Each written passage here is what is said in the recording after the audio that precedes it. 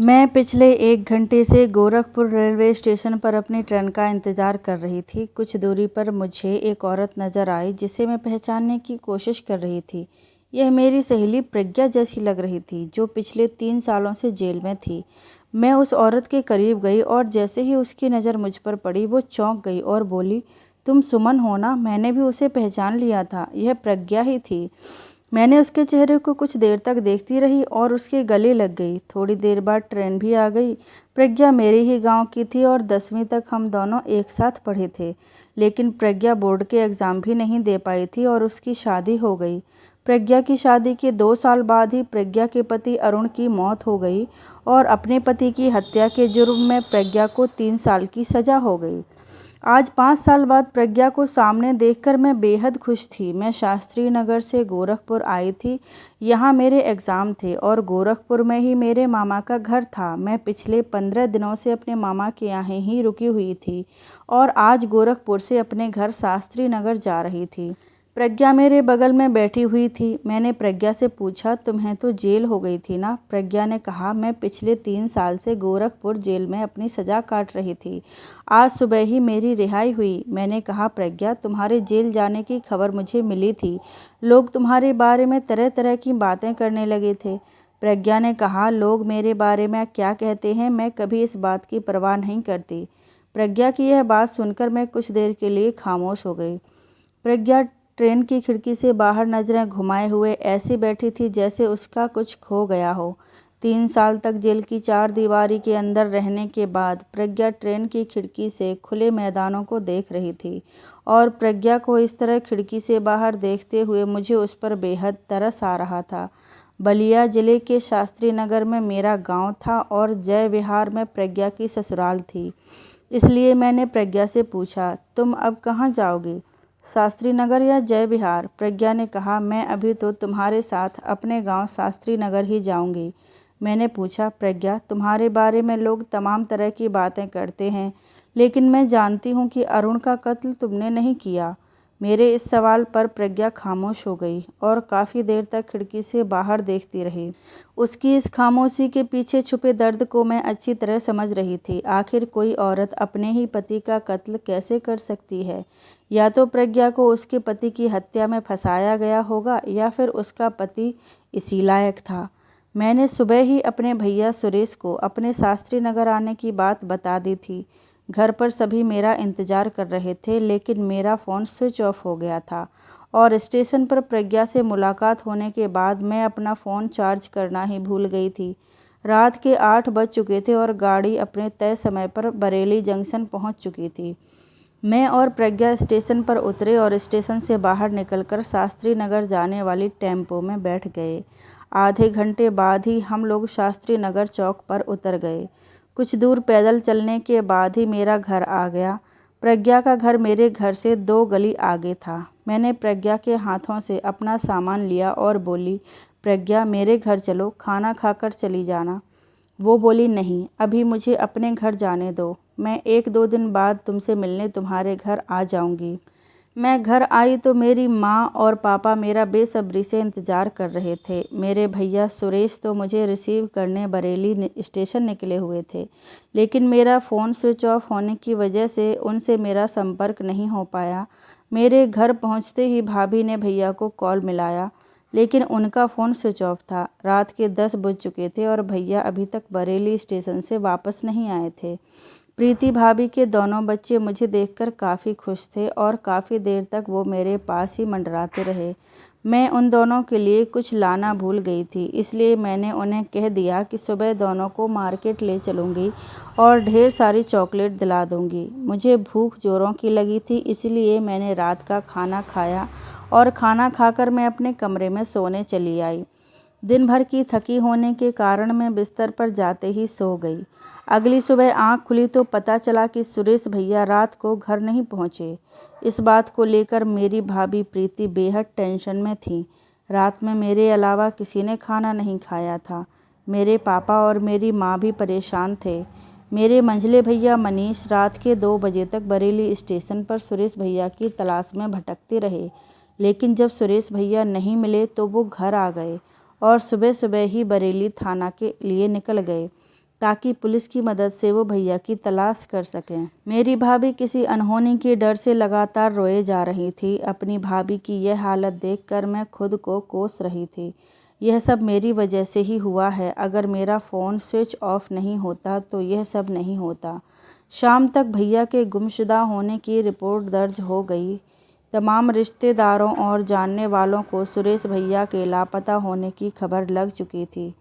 सभी अपने अपने तरीके से सुरेश भैया की तलाश कर रहे थे। कुछ दिन बीतने के बाद भी जब भैया की कोई खबर नहीं लगी तो अखबार में भी भैया की गुमशुदगी की तस्वीर छपवाई गई। लेकिन 2 महीने गुजरने के बाद भी भैया नहीं मिल पाए।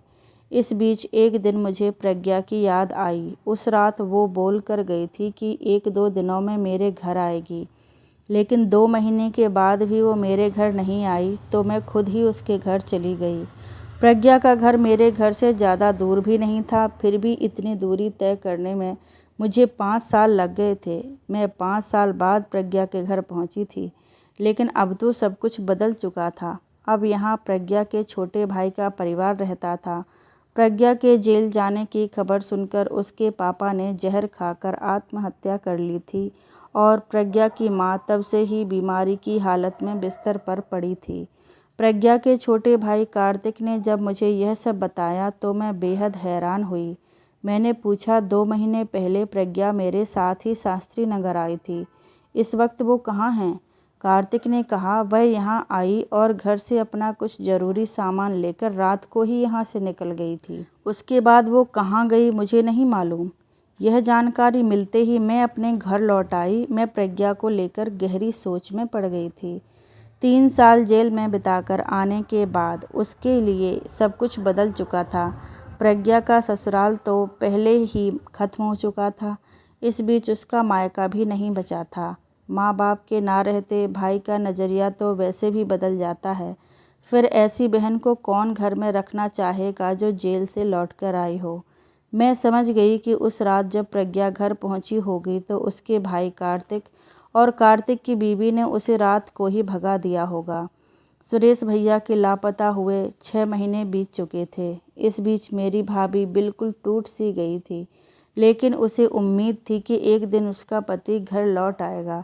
भाभी के दोनों बच्चे अभी छोटे थे, लेकिन मनीष भैया उन दोनों बच्चों से बेहद प्यार करते थे। एक दिन मैंने भाभी से कहा, आप कुछ दिनों के लिए अपने मायके घूम आइए भाभी, आपका कुछ गम हल्का हो जाएगा। भाभी ने कहा, 2 छोटे बच्चों को छोड़कर मैं अब कहीं नहीं जा सकती सुमन।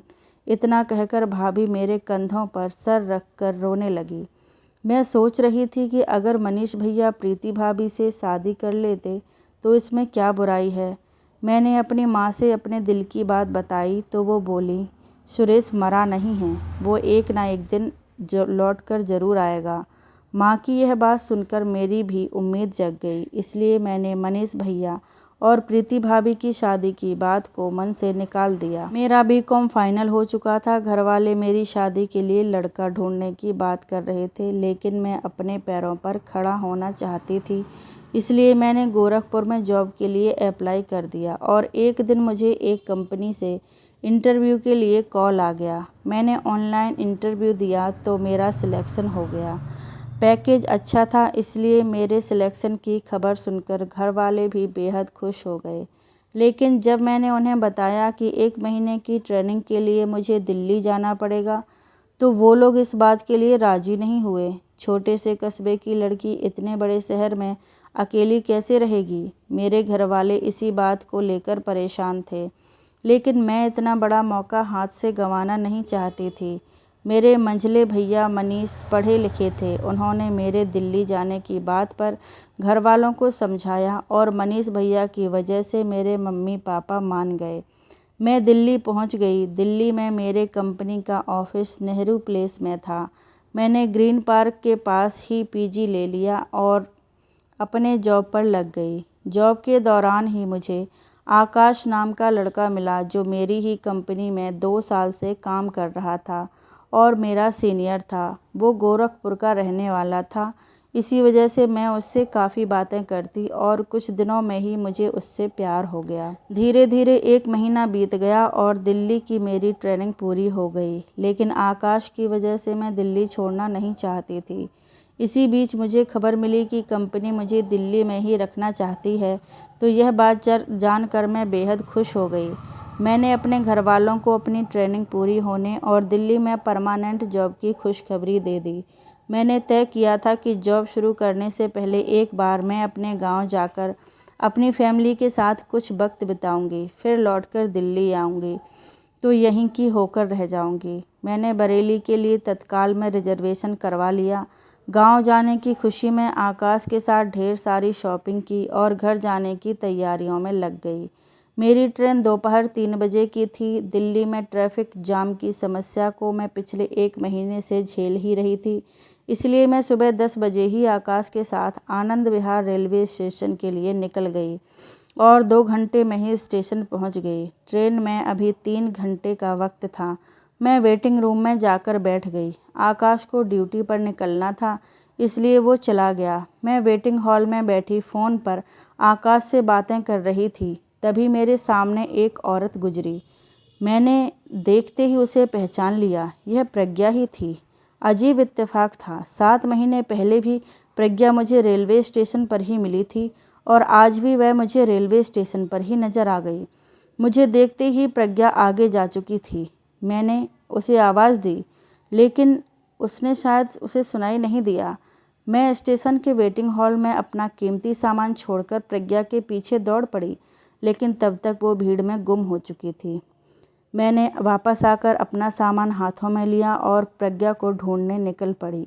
जिस तरफ वो गई थी मैं उसी तरफ कई बार गई और पूरे आनंद विहार स्टेशन को खंगाल लिया, लेकिन वो मुझे कहीं नहीं मिली। तो मैं थक हार कर वापस अपनी जगह पर आकर बैठ गई। 10 मिनट बाद ही प्रज्ञा वेटिंग हॉल की तरफ आती हुई नजर आई तो मैं अपनी जगह से उठ गई। मैंने देखा कि वो अकेली नहीं थी, उसके साथ एक आदमी था और जैसे ही दोनों थोड़ा और करीब आए, मैं प्रज्ञा के साथ वाले आदमी को देखकर चीख पड़ी, सुरेश भैया। मेरी यह चीख सुनकर प्रज्ञा और सुरेश भैया ने मेरी ओर देखा और मुझे देखते ही दोनों के होश उड़ गए। लेकिन फिर भैया मेरे करीब आए और मुझे गले लगाकर रोने लगे। दोनों को साथ देखकर मैं इतना तो समझ ही गई थी कि उस रात प्रज्ञा और भैया दोनों एक साथ ही गायब हुए थे। आनंद विहार के वेटिंग हॉल में एसी चल रहा था, लेकिन मेरे भैया के माथे पर पसीना साफ नजर आ रहा था। मेरे कहने पर दोनों मेरे सामने की बेंच पर बैठ गए। मैंने पूछा, भैया आप इतने दिनों से कहाँ गायब थे और प्रज्ञा के साथ दिल्ली में क्या कर रहे हो? भैया ने प्रज्ञा की ओर देखा और कहा, प्रज्ञा तुम्हारी भाभी है, सुमन। यह जेल में मेरे ही जुर्म की सज़ा काट रही थी और उस दिन जब मैं बरेली स्टेशन पर तुम्हें रिसीव करने पहुंचा तो तुम्हारे साथ प्रज्ञा को देखकर मैं हैरान हो गया और मैं तुम्हारे पीछे पीछे शास्त्री नगर तक आया। जैसे ही तुम घर में गई मैं प्रज्ञा के पास पहुंच गया। प्रज्ञा को तो लगा था कि मैं उसे धोखा दे चुका हूँ, लेकिन मैं ऐसा नहीं हूँ। जिस औरत ने मेरे जुर्म को अपने सर के ऊपर लेकर 3 साल जेल काटी हो, मैं उस औरत के साथ धोखा नहीं कर सकता था। उसी रात मैं और प्रज्ञा दिल्ली के लिए निकल गए और तब से हम दोनों दिल्ली में ही हैं। आज ही प्रज्ञा के भाई कार्तिक का कॉल आया कि प्रज्ञा की माँ की डेथ हो गई है, तो प्रज्ञा बरेली जाने के लिए तैयार हो गई और मैं इसे स्टेशन तक छोड़ने चला आया। ट्रेन में काफ़ी भीड़ भाड़ होगी और प्रज्ञा के पास कंफर्ट टिकट भी नहीं है। अब यह तुम्हारे साथ ही बरेली चली जाएगी। मैंने पूछा, भैया तुम तो कुछ तो शर्म करो। शास्त्री नगर में पिछले 7 महीने से प्रीति भाभी आपके इंतज़ार में बैठी हैं, उसका क्या होगा? भैया ने कहा, तुम्हारी प्रीति भाभी को मेरी ज़रूरत नहीं है, वो बहुत पहले से ही तुम्हारे मंझले भैया मनीष की हो चुकी है। मैंने कहा, भैया तुम अपनी बेशर्मी छुपाने के लिए क्यों एक शरीफ औरत पर इल्ज़ाम लगा रहे हो? भैया ने कहा, मैं इल्ज़ाम नहीं लगा रहा बल्कि सच कह रहा हूँ। दरअसल जब प्रीति से मेरी शादी हुई थी उस वक्त मैं प्रज्ञा के प्यार में डूबा हुआ था और मैं अपनी बीवी से बात भी नहीं करता था। इसी बीच प्रीति और मनीष का अफेयर शुरू हो गया और दोनों के इस अफेयर से मैं खुश था। प्रीति के दोनों बच्चे असल में मनीष के ही बच्चे हैं। इसी बीच ट्रेन आ गई और बातचीत का सिलसिला यहीं रुक गया। B3 में सीट नंबर 62 खोज कर मैं और प्रज्ञा बैठ गई। भैया ने हम दोनों का पूरा सामान सीट के नीचे एडजस्ट कर दिया और बोले, प्रज्ञा तुम्हें ट्रेन में सारी बातें समझा देगी। तुम बस इतना वादा करो कि तुम मुझसे मिली यह बात घर में किसी को नहीं बताओगी। ट्रेन के खुलने से पहले भैया चले गए। कुछ समय बाद हमारी ट्रेन भी पटरी पर सरकने लगी। मेरे मन में ढेर सारे सवाल थे जो मैं प्रज्ञा से पूछना चाहती थी। मैं खिड़की वाली सीट पर बैठी थी और प्रज्ञा मेरे बगल में बैठी थी। मैंने धीरे से प्रज्ञा से पूछा, तो क्या तुम्हारे पति अरुण का कत्ल मेरे भैया सुरेश ने किया था? प्रज्ञा ने कहा, दरअसल मैं और सुरेश स्कूल के दिनों से एक दूसरे को चाहते थे, लेकिन हमारी जाति अलग थी। छोटी जाति में शादी होने पर नाक कट जाती, इसलिए मेरे घर वालों ने ज़बरदस्ती मेरी शादी अरुण से करवा दी।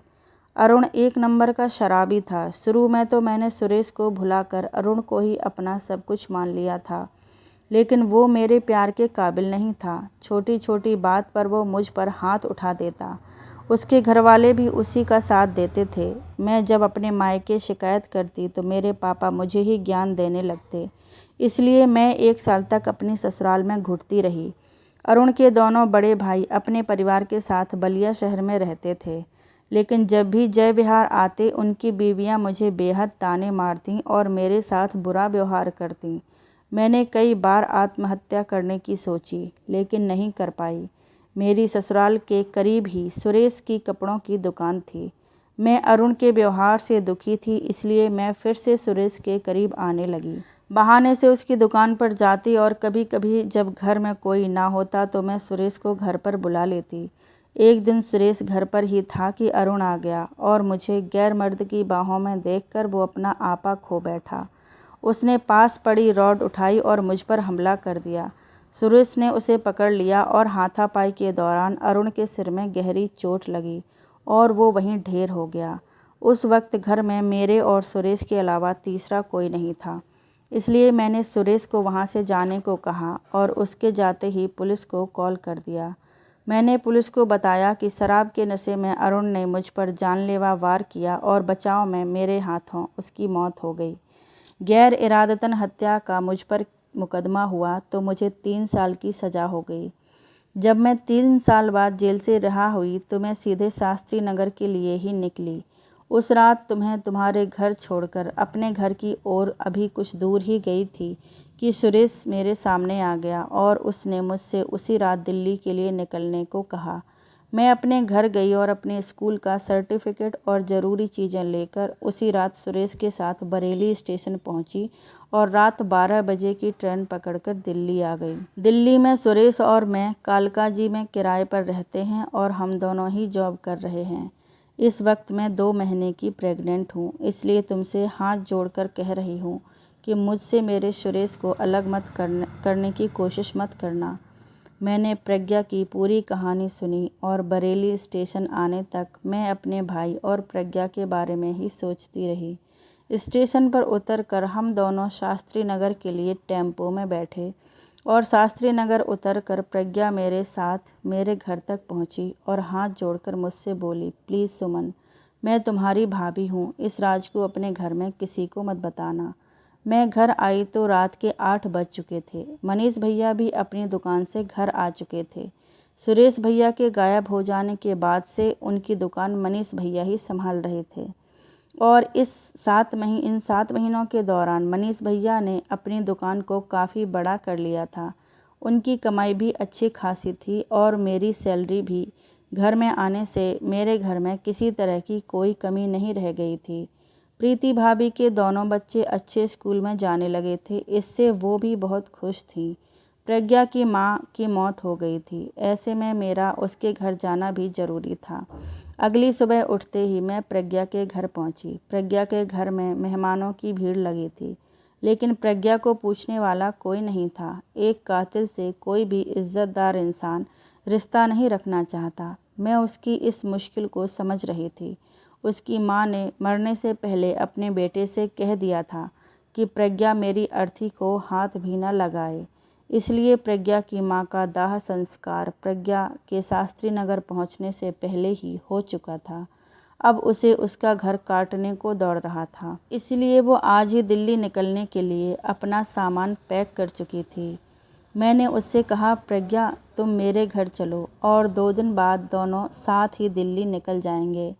मैं कल ही तत्काल में 2 टिकट निकलवा लूँगी। प्रज्ञा 2 दिनों के लिए मेरे साथ मेरे घर आ गई। प्रज्ञा को घर में देखकर मेरे घर वाले खुश नहीं थे, लेकिन 2 दिनों में वो मेरे साथ ही दिल्ली निकल जाएगी, यह जानकर किसी ने कुछ नहीं कहा।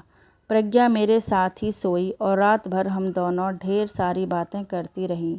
घर में किसी को अंदाज़ा भी नहीं था कि प्रीति की तरह प्रज्ञा भी इस घर की बहू है। सुबह हुई तो मैं प्रीति भाभी के पास गई और बोली, भाभी अब तुम सुरेश भैया का इंतज़ार छोड़ो और मनीष भैया से शादी कर लो। यह बात सुनकर प्रीति भाभी चौंक गईं और बोलीं, तुम्हारे माँ बाप इस शादी के लिए राज़ी होंगे? उन्हें तो लगता है कि उनका बेटा सुरेश एक दिन लौटकर ज़रूर आएगा। मैंने कहा, उन लोगों को समझाना मेरा काम है। मैं परसों दिल्ली के लिए निकल जाऊंगी, इसलिए मैं चाहती हूँ कि तुम आज ही मनीष भैया से अपनी शादी की बात कर लो और कल मैं आर्य समाज मंदिर में तुम दोनों की शादी करवा दूंगी। मैंने वहाँ बात कर ली है। कल सुबह 11 बजे तुम दोनों की शादी है। इतना कहकर मैंने भाभी के जवाब का इंतज़ार किया। वो अपनी जगह से उठीं और सीधे मनीष भैया के कमरे में चली गईं। उनके वहाँ से जाते ही मैं झट से अपनी माँ और पापा के कमरे में गई और दोनों को मनाने में कामयाब हो गई। दोपहर में मैं जब प्रीति भाभी से दोबारा मिली तो उनके चेहरे पर एक अलग तरह की ताजगी नज़र आई। मैंने भाभी का हाथ पकड़ा और बोली, माँ और बाबूजी को मैंने राज़ी कर लिया है। अब तुम बताओ कि तुम्हारा क्या इरादा है। मेरी इस बात पर भाभी शर्मा गईं और बोली, जब घर में सभी राजी हैं तो फिर मैं भी शादी के लिए राजी हूँ। भाभी की यह बात सुनकर मैं समझ गई थी कि सुरेश भैया बिल्कुल सही कह रहे थे। अगले ही दिन मनीष भैया और प्रीति भाभी की शादी हो गई। दोनों घर आ गए और मैं दिल्ली जाने की तैयारियों में लग गई। 3 साल बीत चुके थे। मैंने दिल्ली में आकाश के साथ शादी कर ली और हम दोनों ने मिलकर कालका जी में 2 BHK का एक फ्लैट खरीद लिया। मेरे फ्लैट के बिल्कुल सामने का फ्लैट मेरे भैया सुरेश और प्रज्ञा ने खरीद लिया और इस वक्त हम सभी कालका जी में एक साथ रहते हैं।